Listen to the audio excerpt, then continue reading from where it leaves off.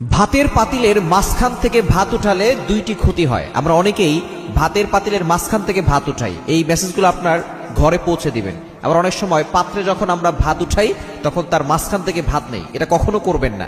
এটা যদি আপনি করেন তাহলে কিন্তু আপনি দুইটি ক্ষতির ভিতরে পড়ে যাবেন। অবশ্যই আমরা প্রত্যেকটা কাজ এমন ভাবে করবো যেটা রাসূল সাল্লাল্লাহু আলাইহি ওয়াসাল্লামের সুন্নাহ অনুযায়ী হয়। রাসূল সাল্লাল্লাহু আলাইহি ওয়াসাল্লামের সুন্নাহ অনুযায়ী যদি আপনি আমল করতে পারেন, দেখবেন সেখানে বরকত থাকবে এবং সেখানে শান্তিও থাকবে। মনে রাখবেন, আমরা প্রতিটি কাজের শুরুতে বিসমিল্লাহ বলবো। যখন খাবারের শুরুতে আপনি বিসমিল্লাহ পড়বেন, তখন আপনার খাবারটা দেখবেন ওটার ভিতরে এতটা বরকত পাবেন এবং ওটার ভিতরে যে স্বাদ পাবেন, ওই খাবার খেয়ে আপনি ইবাদত করেও মজা পাবেন। কিন্তু আমরা অনেকে বিসমিল্লাহ বলি না। প্রত্যেকটা কাজের শুরুতে বিসমিল্লাহ পড়বেন। বিশেষ করে মা বোনা যারা রান্না করছেন, আপনি চাউল নিচ্ছেন, বলেন বিসমিল্লাহ। আপনি তরকারি কাটছেন, বলেন বিসমিল্লাহ। আপনি রান্না উঠিয়ে দিচ্ছেন, বলেন বিসমিল্লাহ। এই বিসমিল্লাহ বলে কি হবে?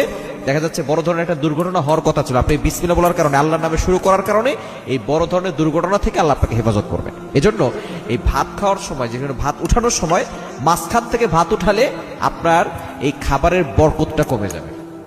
এটা আমরা অনেকেই জানি না। এক নম্বর ক্ষতি হচ্ছে, আপনি যখন মাঝখান থেকে খাবার উঠাবেন তখন বরকত কমে যাবে। এটা সুন্নাহ নিয়ম হচ্ছে।